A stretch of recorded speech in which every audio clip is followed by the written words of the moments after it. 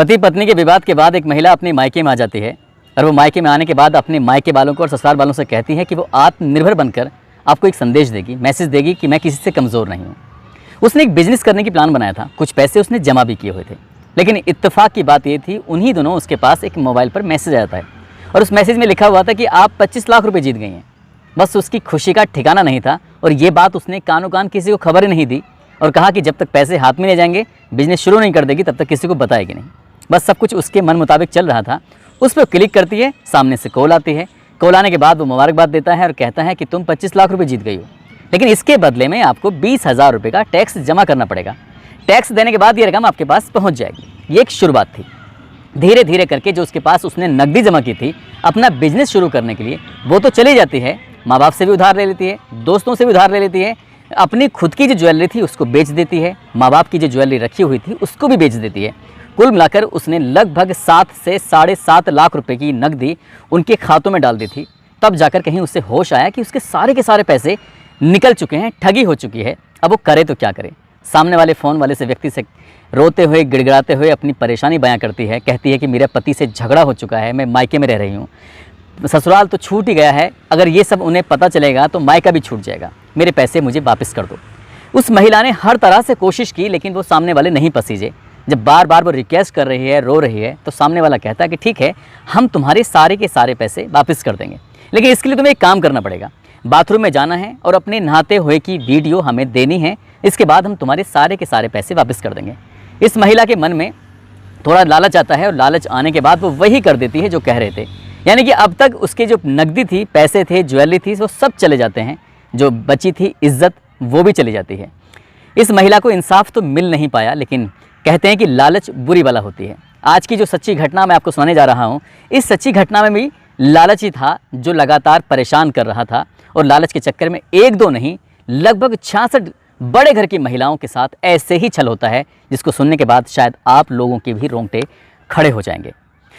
आदाब, नमस्कार, सत श्री अकाल, मैं उस्मान सैफी। आज की जो सच्ची घटना मैं आपको सुनाने जा रहा हूँ, ये सच्ची घटना है पश्चिमी बंगाल प्रदेश का एक ज़िला है हुगली, और इसी ज़िले का चंदन नगर कमिश्नरेट पर एक जगह लगती है जिस जगह का नाम है चिंसुरा। दरअसल यहाँ की एक महिला जो बहुत ज़्यादा परेशान थी, अपने मन की बात, अपनी परेशानी वो किसी के सामने बयां नहीं कर पा रही थी। धीरे धीरे करके वक्त आगे बढ़ रहा था और उसकी दिक्कतें लगातार बढ़ रही थीं। आखिरकार उस महिला ने हिम्मत जुटाई और हिम्मत जुटाने के बाद नज़दीकी पुलिस स्टेशन में जाती है और वहाँ जाकर जो कहानी पुलिस को सुनाती है, पुलिस को इस कहानी पर यकीन ही नहीं हो रहा था। ऐसा लग रहा था कि ये महिला भले ही अच्छे घर की है, बड़े घर की है, लेकिन झूठ बोल रही है। दरअसल कहानी कुछ यहाँ से शुरू होती है। उसके घर में किसी बच्चे का जन्मदिन था और जन्मदिन के उपलक्ष्य में उसने एक बेहद खूबसूरत केक का ऑर्डर किया था। जब वो केक का ऑर्डर कर रही थी तो उसने ये बात किसी को बताई नहीं थी, क्योंकि उसने जिस तरह का डिज़ाइन उसने गूगल पे देखा था, उसके बाद उसने देखने के बाद ऐसे ही केक का डिज़ाइन उसने अपने घर के लिए कराया। वक्त था, दिसंबर का महीना था और साल 2020 की ये बात थी। जैसा उसने केक का ऑर्डर किया था वैसे ही केक घर पे आ जाता है, और जब केक घर पे आता है तो उसके बाद उस महिला ने जब केक को अभी खोल के नहीं देखा था, जो डिलीवरी बॉय घर में आया था, डिलीवरी बॉय उस महिला की खूबसूरती पर फिदा हो जाता है, लट्टू हो जाता है, सोचने पर मजबूर हो जाता है।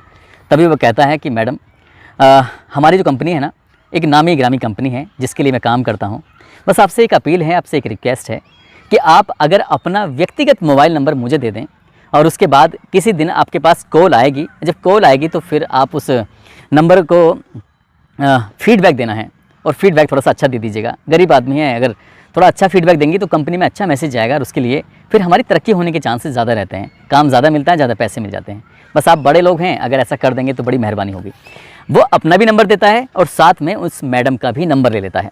लगभग 1 सप्ताह गुजर जाता है और 1 सप्ताह गुजरने के बाद उस महिला के पास फ़ोन आता है। जब वो रसोई में खाना बना रही थी, खाना बनाते हुए रसोई में फ़ोन आता है। फ़ोन आने के बाद वो नमस्ते करता है कि मैं विशाल वर्मा बात कर रहा हूँ मैम, अभी पिछले हफ्ते जो आपने केक मंगाया था उसी कंपनी का डिलीवरी बॉय हूँ। असल डिलीवरी बॉय किसी कंपनी का था, लेकिन केक वो नज़दीकी जो एक बहुत अच्छी शॉप थी वहाँ से लेके आया था। अब उस महिला ने कहा कि बताइए मुझे क्या करना होगा। बोले मैडम, बस आपसे फीडबैक के लिए कॉल किया गया है कि उस दिन कैसा था वो सब केक। तो कहती है, वो बताने लगती है, तारीफ़ करने लगती है। तारीफ़ करने लगती है तो तारीफ़ करते करते उसने कहा मैडम सुनिए, मेरी बात सुनिए, दरअसल आपको ये ना ऐसे कॉलिंग पे नहीं, आपको वीडियो कॉल पे ये बात करनी है। वीडियो कॉल पर अपना फीडबैक देना है और जितनी ज़्यादा अच्छी बात कर सकते हैं उतनी अच्छी बात कर दीजिएगा। अननोन नंबर था और अननोन नंबर से जब कॉल आया था तो वो महिला ने वैसे ही जैसे बताया गया था, जैसे विशाल घर पे आया था वैसे बताया गया था, वैसे ही सब कुछ उसने बता दिया और खुशी खुशी उस महिला ने फ़ोन काट कर दिया। 2-3 दिन बीत जाते हैं और 2 दिन बीतने के बाद उसके महिला के मोबाइल में एक वीडियो आती है और उस वीडियो को देखने के बाद उसकी आंखें खुली की खुली रह जाती हैं। दरअसल उसमें आपत्तिजनक वीडियो होती है, बिल्कुल न्यूड वीडियो होती है और न्यूड वीडियो में शक्ल किसी और की नहीं थी, उसी बड़े घर की महिला की थी जिसने भी केक मंगाया था। अभी बात देखकर वो अपनी इस परेशानी को, इस समस्या को किसी को बयां भी नहीं कर पा रही थी। जिस नंबर से वो वीडियो आई थी वो नंबर भी स्विच ऑफ था। अब उस पर ना तो वीडियो कॉल हो रही है ना ही सामान्य कॉल हो रही है। महिला परेशान हो जाती है। वो लगातार ट्राई कर रही थी, ट्राई करते करते कम 20 बार, 30 बार, 40 बार जब ये ट्राई कर रही तो उधर फ़ोन बंद था। लेकिन जैसे ही उधर फ़ोन ओपन होता है, खुलता है, तो पता चल जाता है कि सामने वाले को कितनी रिक्वायरमेंट है। यानी कि जैसे ही वो खोलता है उस फ़ोन को तो एक के बाद एक मैसेज आने शुरू हो जाते हैं कि एक नंबर से आपको इतनी सारी कॉल की गई हैं। व्हाट्सअप भी का भी पता चल जाता है, नॉर्मल कॉल का भी पता चल जाता है। अब इधर से फ़ोन जाता है। अब की बार विशाल बात कर रहा था अपने नंबर से और अपने नंबर से बात करने के बाद क्योंकि वो नंबर लगातार बंद था, विशाल कहता है कि मैडम आपके पास किसी का फ़ोन आया था क्या?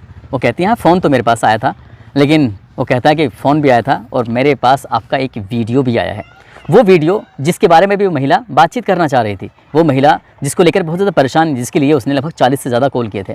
तब विशाल उसे बताता है कि मैंने ये वीडियो है और इसको मैं यूट्यूब पर अपलोड करने वाला हूँ, नहीं तो मैं आप देख सकती हैं कि क्या हो सकता है फिर आपके बाद, आपके परिवार, आपके रिश्तेदार, आपके दोस्त, ये जितने मिलने वाले हैं सब देखेंगे तो क्या होगा, आपकी बड़ी बदनामी हो जाएगी। वो महिला पहले से ही परेशान थी और एक बार फिर इस डिलीवरी बॉय ने उस महिला की परेशानी को और बढ़ा दिया। वो समझ नहीं पा रही थी कि ये कॉल कौन कर रहा था, अब ये बीच में डिलीवरी बॉय ये क्या कर रहा है, ये सब हो क्या रहा है। तभी वो कहती है कि भैया मुझे माफ़ कर दो, गलती हो गई है, मैं तुम्हारे झांसे में फंस गई हूँ, मैं करूँ तो क्या करूँ। उन्होंने कहा ठीक है, जब तुम अकेली होगी तो मैं कॉल करना और हम तुमसे बात करेंगे। महिला जब अकेली होती है 1-2 दिन के बाद फिर वो उस लड़के को बुलाती है। वो विशाल वर्मा नाम का लड़का अपने एक दोस्त के, यानी कि सुमन मंडल उसका दोस्त होता है जो कि पेंटर होता है, वो दोनों घर जाते हैं और घर जाने के बाद उस महिला से कहते हैं कि ठीक है वीडियो हमारे पास है, कॉल इसने किया था, यानी कि कॉल करने वाला कोई और था जिसका नाम सुमन होता है। अब बड़े ही इत्मीनान से वो महिला के पास बैठते हैं, उसे कुछ चाय की व्यवस्था कराते हैं, साथ ही उस महिला को मजबूर कर देते हैं उसके साथ गलत काम करने के लिए।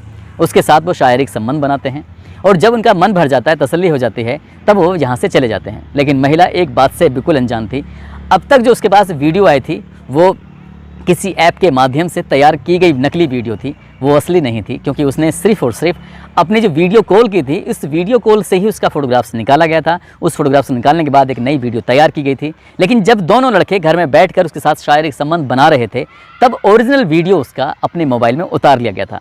एक बार फिर से वही वीडियो उस महिला को भेजा जाता है और महिला के होश फाख्ता हो जाते हैं। वो समझ नहीं पा रही थी कि एक केक के बदले में आखिरकार उसकी ज़िंदगी में और कितने भूचाल आने वाले हैं। अभी तक उसकी जो असली ओरिजिनल वीडियो थी, अब ओरिजिनल वीडियो भी, अब उसके बाद पैसे की डिमांड शुरू हो जाती है। कभी पैसे तो कभी ज्वेलरी, कभी उसके शरीर की डिमांड होने लगती है। महिला परेशान हो जाती है। 2-2.5 महीने तक लगातार उस महिला के साथ ऐसा ही चल रहा था और उस महिला ने आखिरकार फरवरी 2021 को नज़दीकी जब पुलिस स्टेशन में गई थी, जब ये पूरी कहानी उन्हें पुलिस वालों को सुनाई थी, तो पुलिस वाले कह रहे थे कि ये झूठी मनगढ़ंत कहानी है, ऐसा कहीं कुछ भी नहीं होता है। महिला बार बार रिक्वेस्ट कर रही थी, कह रही थी कि जिस नंबर से मेरे पास कॉल आया था ये नंबर वो रहा, आप चाहें इससे बात कर लीजिए। उस लड़का जो डिलीवरी बॉय है उसका नंबर मेरे पास है, चाहें तो आप उससे बात कर लीजिए। तभी पुलिस वालों ने 23 फरवरी 2021 की रात को अब एक जगह दबिश देते हैं। वो थी क्योटा, एक जगह होती है, उसका त्रिकोण पार्क होता है, उसी के पास में जो लोकेशन आ रही थी, उस लोकेशन के आधार पर पुलिस ने जब उच्च अधिकारियों से बातचीत की थी, कुल मिलाकर पुलिस उस घर में पहुंचती है तो वहां ऑलरेडी ये विशाल एक नई महिला के साथ आपत्तिजनक स्थिति में मिल जाता है। पुलिस वाले देखकर हैरान थे कि एक महिला शिकायत करने के लिए आई है, दूसरी महिला इसके साथ कमरे में है, ये चल क्या रहा है, ये हो क्या रहा है। पुलिस वाले उसे पकड़ के लेके आते हैं और पकड़ के लाने के बाद वो महिला तो चली जाती है जो घर में थी, क्योंकि उसका कोई पुलिस का कोई लेना देना नहीं था। लेकिन उसके बारे में बताया गया था कि कॉल गर्ल थी, मैंने इसको पैसे दिए थे, वो अपनी मर्जी से आई है। तो इसी तरह का रही बात उस महिला की, जो पहले वाली बड़े घर की महिला थी, उसको लेकर जब दोनों का आमना सामना कराया गया तो उसने तरह तरह के आरोप उसी महिला पर उल्टे लगा दिए कि ये झूठ बोल रही है और इसने अपने घर वालों के, इसके घर वाले यहाँ रहते नहीं हैं, उनकी गैर मौजूदगी में ये मुझे बुला लिया करती थी, मेरे साथ गलत काम कराया करती थी। उल्टा ही उस महिला पर जब आरोप लगाने शुरू किए तो वो महिला परेशान हो जाती है। वो सोचती है कि आखिरकार हो क्या रहा है। उसके बाद पुलिस ने जब इस लड़के का मोबाइल लेने के बाद और इस मोबाइल को उसने तलाशना शुरू किया है पुलिस ने, तो उसके अंदर 31 वीडियो ऐसी पाई गई थी जिसने फीडबैक के नाम पर उन महिलाओं की आपत्तिजनक वीडियो बना दी थी। अब पुलिस की आंखें खुलती हैं। इसके अलावा 25 बिल्कुल साफ़ सुथरी वीडियो थी, जिसमें क्या महिलाओं के साफ़ सुथरे चेहरे थे और वीडियो कॉल के माध्यम से उनसे फीडबैक लिया जा रहा था। एक वीडियो उसमें ऐसा भी था जिसमें गन पॉइंट पर लेकर महिला का रेप किया जा रहा था। इसके अलावा कई वीडियो ऐसी थीं जिनके साथ शारीरिक संबंध भी बनाने की वीडियो थी। पुलिस वाले जब ये देखते हैं तो उसके बाद फिर उससे बातचीत करना शुरू कर देते हैं। पुलिस को यकीन हो जाता है कि ये महिला ने जो अब तक कहानी सुनाई है वो पूरी की पूरी सही और सच्ची कहानी है। ये व्यक्ति जिसका नाम विशाल वर्मा होता है, ये झूठ पर झूठ बोल रहा था। पुलिस ने मौका पाते ही जो उसका दोस्त होता है सुमन मंडल, उसको भी गिरफ्तार करवा के थाने लेके आती है और दोनों से जब अलग अलग पूछताछ की जाती है तो गिनती एक दो नहीं 66 महिलाओं की गिनती हो जाती है। 66 वो महिलाएं जिन्होंने ऑनलाइन उससे ऑर्डर दिया था और ऑर्डर में जो ये सामान लेके घर पहुंचता है वो डिलीवरी बॉय का, जो कि एक नामी कंपनी के लिए काम करता था। तब पुलिस की आँख खुलती है, पुलिस हैरान रह जाती है और इसके बाद पुलिस इन 66 महिलाओं के पास भी पहुँच जाती है। कई महिलाएं तो ऐसी थीं जिन्होंने ये बात बताने से साफ इनकार कर दिया। कई महिलाएं तो ऐसी थीं जो ये बोलने को बिल्कुल तैयार नहीं थी। कई महिलाएं तैयार भी हो जाती हैं जो अपनी ज़िंदगी से जुड़े हुए इन किस्सों को सुनाने के लिए तैयार हो जाती हैं जो उनके साथ हुआ था, लेकिन किसी ने भी रिपोर्ट लिखाने की ज़रूरत जहमत महसूस नहीं की। काश कि पहली ही महिला ने अगर सही वक्त पर रिपोर्ट लिखवाई होती तो 65 महिलाओं के साथ ऐसा घिनौना और गंदा कृत्य होता ही नहीं। लेकिन 66वीं महिला ने जब जाकर थाने में रिपोर्ट लिखवाई है, जाकर अपनी सारी आपबीती बयां की है, तब जाकर ये चैन टूटी थी और उसके बाद भविष्य में शायद किसी महिला के साथ ये लड़के तो कभी कुछ कर नहीं पाएंगे। ऐसे ही फिर पुलिस ने इन दोनों से पूरी जानकारी लेने के बाद एफआईआर में जो दर्ज हुआ था वो जो चार्जशीट लगानी थी उन्हें गिरफ्तार किया, जेल भेजा और जेल भेजने के बाद पुलिस की कोशिश थी कि उन्हें कड़ी से कड़ी सज़ा मिलनी चाहिए ताकि भविष्य में वो किसी महिला के साथ ऐसा ना कर सकें। पुलिस ने जब उनसे पूछताछ कर रही थी तो पूछताछ के दौरान ही उन्होंने बताया कि जब जब वो किसी के घर जाते थे तो ये देखते थे कि महिला कितनी लालची है।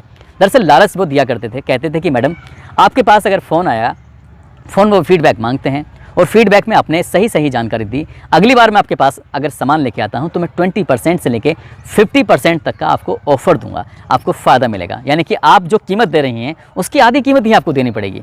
महिलाएं लालच में आ जाती थीं, खासकर वो ऐसी महिलाओं को निशाना बनाया करता था जो ज़्यादा खूबसूरत होती थी, जो ज़्यादा लालची होती थी, जो ज़्यादा अमीर होती थी। ऐसी ही महिलाओं की संख्या धीरे धीरे करके 66 यानी कि 66 हो जाती है और ये एक पूरी कहानी बन जाती है। दोस्तों, आजकल लूटने के, क्राइम करने के तरीके बदल चुके हैं। इसको लेकर अलग अलग, चाहे ये पश्चिम बंगाल की कहानी थी, पश्चिम बंगाल ही नहीं, और जो मैंने शुरुआत में आपसे बताई थी उत्तर प्रदेश के कौशाम्बी की कहानी थी, उसका लिंक मैं अपने डिस्क्रिप्शन में भी डाल दूंगा। आप चाहें तो उस कहानी का लिंक देख सकते हैं कि आखिरकार पूरी कहानी क्या थी, उस लड़की के साथ आखिरकार हुआ क्या था, बाद में पुलिस ने उसकी कितनी मदद की थी। क्राइम के तौर तरीके पूरी तरह से बदल चुके हैं। पश्चिमी बंगाल ही नहीं, उत्तर प्रदेश ही नहीं, बल्कि उत्तराखंड या आसपास के जितने भी प्रदेश हैं हमारे देश के अंदर, यहाँ पर क्राइम करने का तरीका पूरी तरह से बदल चुका है। साइबर क्राइम इस वक्त पूरी तरह से हावी हो चुका है और यही कारण है कि लगातार लोगों के साथ ठगी होती है, चाहे उनका शारीरिक शोषण हो, चाहे उनके आर्थिक शोषण हो, लगातार उनका शोषण पर शोषण हो रहा है। दोस्तों, इस पूरे घटनाक्रम को सुनाने का उद्देश्य भी किसी को परेशान करना नहीं है, किसी का दिल दुखाना